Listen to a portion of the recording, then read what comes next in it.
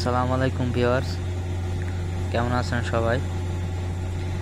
গত ভিডিওতে আমি আপনাদেরকে ডিজিটাল কিলোমিটার সম্পর্কে বেসিক ধারণা দিয়েছিলাম এবং ডিজিটাল কিলোমিটার দিয়ে কিভাবে অ্যাম্পিয়ার চেক করতে হয় এবং আইফ্লেক্স জ্যাক দিয়ে কিভাবে অ্যাম্পিয়ার চেক করতে হয় ও আইফ্লেক্স জ্যাক কোথায় কোন কাজে কখন ব্যবহার করা হয় সেটি আপনাদেরকে দেখেছিলাম। তো আজকে আমি আবার চলে এসেছি। তো বন্ধুরা, আজ আমি আপনাদেরকে দেখাবো ডিজিটাল কিলোমিটার দিয়ে কিভাবে ফেজ টু ফেজ ভোল্টেজ পরিমাপ করা হয় এবং ফেজ টু নিউট্রাল কিভাবে ভোল্টেজ পরিমাপ করা হয় এবং ডিসি ভোল্টেজ কিভাবে পরিমাপ করা হয় ও কন্টিনিউটি কিভাবে চেক করা হয়। তো বন্ধুরা, ভিডিওটি না টেনে আপনারা সম্পূর্ণ দেখতে থাকুন।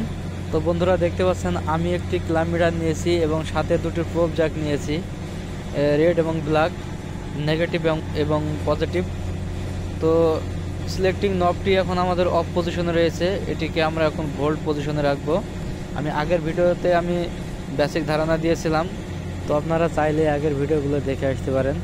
তো আমি এখন সিলেক্টিং নবটি ভোল্ট পজিশনে রাখলাম। এখানে দেখুন এসি ভোল্ট লেখা রয়েছে। তো এখন আমি আপনাদেরকে চেক করে দেখাবো। তো বন্ধুরা, প্রথমে আমি আপনাদেরকে ফেজ টু ফেজ ভোল্ট পরিমাপ করে দেখাবো। এই যে এখানে দেখুন তিনটা ফেজ রয়েছে, রেড, ইয়েলো, ব্লু। প্রথমে রেড এবং ইয়েলো আমি ফেজ ধরেছি, দেখেন 398 ভোল্ট ফেজ টু ফেজ, এবং ইয়েলো এবং ব্লু এখানে 397, 90। তো বন্ধুরা, আপনারা দেখতে পাচ্ছেন ফেজ টু ফেজ কিভাবে ভোল্টেজ পরিমাপ করা হয়। তো এভাবে আপনারা ফেজ টু ফেজ ভোল্টেজ পরিমাপ করবেন। তো এটা মূলত আমরা থ্রি ফেজের ভোল্টেজ পরিমাপ করে দেখাচ্ছি আপনাদেরকে, ফেজ টু ফেজ অর্থাৎ থ্রি ফেজ ভোল্ট। তো থ্রি ফেজ ভোল্ট আপনারা দেখতে পাচ্ছেন। তো এরপর আমি আপনাদেরকে নিউট্রাল টু ফেজ সিঙ্গেল ফেজের ভোল্টেজ পরিমাপ করে দেখাবো। তো আমাদের এখানে নিউট্রাল কেবলটি অনেক পিছনে রয়েছে, পিছনে অনেকগুলো বাঁশ বার রয়েছে। তো এখানে আপনাদেরকে দেখানো আমার জন্য রিস্ক হয়ে যাবে। তো আমি আপনাদেরকে এখন অন্য একটি প্যানেলে নিয়ে যাচ্ছি। তো বন্ধুরা, দেখতে পাচ্ছেন আমি এখানে অন্য একটি প্যানেলে চলে এসেছি। এখানে আমরা কিলোমিটারের সিলেক্টিং নবটি ভোল্ট পজিশনে রেখেছি। তো এখন আমি আপনাদেরকে প্রথমে এখানেও থ্রি ফেজের ভোল্টেজ পরিমাপ করে প্রথমে দেখাবো ফেজ টু ফেজ। তো আপনারা দেখতে পাচ্ছেন বন্ধুরা, ফেজ টু ফেজ অর্থাৎ থ্রি ফেজের ভোল্টেজ 391, 97 আপ ডাউন করছে। এরপর আমি red to blue phase voltage পরিমাপ করে আপনাদেরকে দেখাচ্ছি। তো এখানেও দেখুন থ্রি ফেজ ভোল্টেজ শো করছে, এখানে 400 ভোল্ট।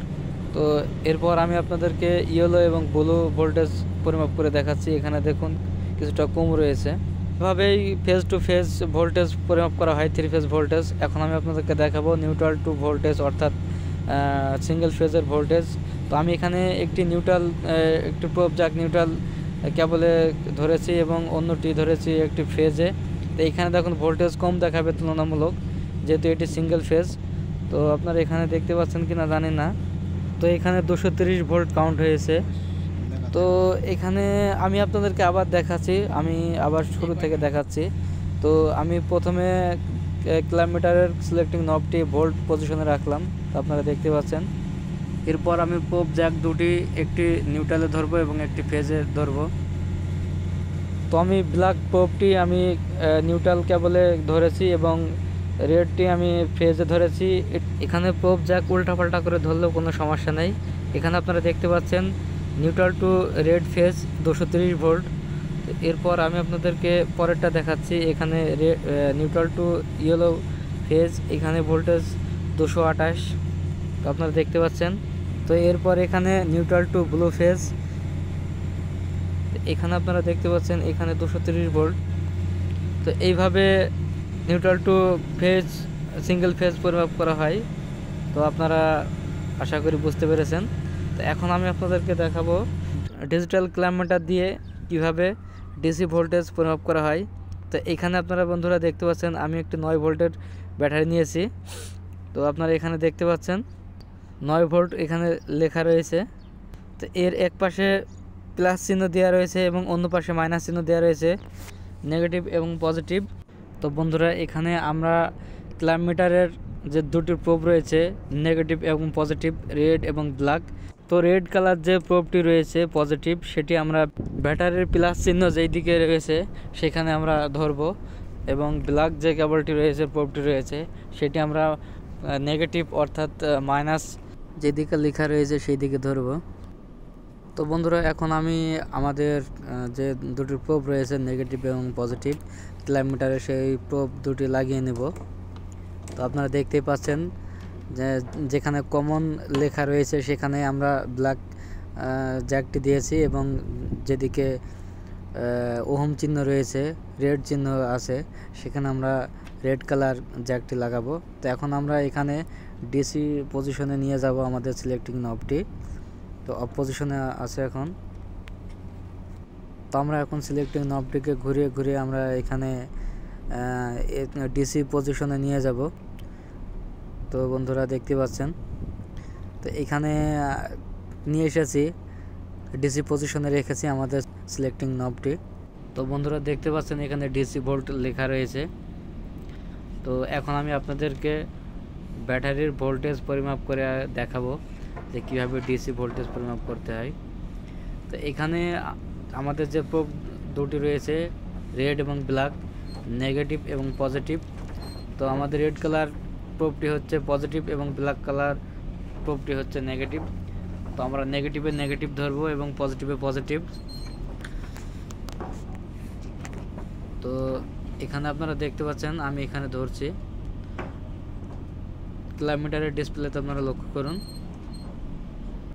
তো বন্ধুরা এখানে দেখতে পাচ্ছেন আপনারা, এখানে 7.4 ভোল্ট দেখাচ্ছে, যেহেতু এটি পুরনো ব্যাটারি। তো এইভাবে আপনারা ডিসি ভোল্ট পরিমাপ করতে পারবেন। তবে এখানে আপনারা ডিসি ভোল্ট পরিমাপের সময় অবশ্যই একটি জিনিস মাথায় রাখবেন, হোক সেটা ডিজিটাল মিটার হোক অ্যানালগ মিটার। তো যে প্রোব দুটি থাকে নেগেটিভ এবং পজিটিভ মিটারের, সেই প্রোব দুটি যেন ব্যাটারির নেগেটিভ এবং পজিটিভে ধরা হয়, তা না হলে মাইনাস রিডিং দেখাবে।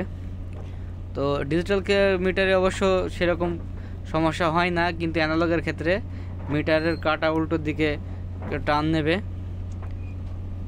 তো বন্ধুরা, এভাবেই আপনারা ডিজিটাল ক্ল্যাম্প মিটার দিয়ে ডিসি ভোল্টেজ পরিমাপ করতে পারবেন। তো এরপর আমি আপনাদেরকে দেখাবো কন্টিনিউটি চেক কিভাবে করতে হয়। তো আপনারা সাথেই থাকুন। তো বন্ধুরা দেখতে পাচ্ছেন আমি চলে এসেছি। আমি এখানে একটি ক্ল্যাম্প মিটার নিয়েছি এবং সাথে নিয়েছি একটি সিঙ্গেল ওয়্যার। তো ক্ল্যাম্প মিটারটি আমাদের এখন অফ পজিশনে রয়েছে। সিলেক্টিং নবটি আমরা এখন কন্টিনিউ পজিশনে রাখবো, ওহম পজিশনে। আপনারা দেখতে পাচ্ছেন এখানে কে এবং ওহম চিহ্ন রয়েছে এখানে। তো এখন আমি কন্টিনিউ পজিশনে রেখে এই কেবলটির দুই প্রান্তে আমি টাচ করব। তো আপনারা দেখুন।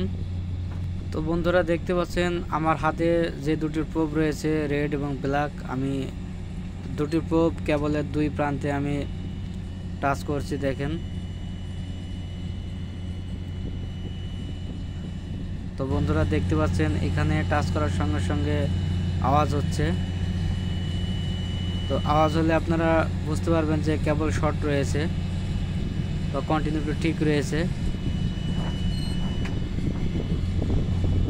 তো বন্ধুরা আশা করি বুঝতে পেরেছেন ক্ল্যাম্প মিটার দিয়ে কীভাবে কন্টিনিউটি চেক করা হয়।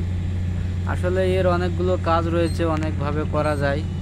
এই ক্ল্যাম্প মিটার দিয়ে কন্টিনিউটি চেক করার মাধ্যমে একটি জিনিস, একটি ডিভাইস ভালো আছে কিনা খারাপ আছে সেটি বোঝা যায়, একটি পার্টস ভালো আছে কিনা খারাপ আছে বোঝা যায়, কেবল শর্ট রয়েছে কিনা বোঝা যায়, ক্যাপাসিটার চেক করা যায়।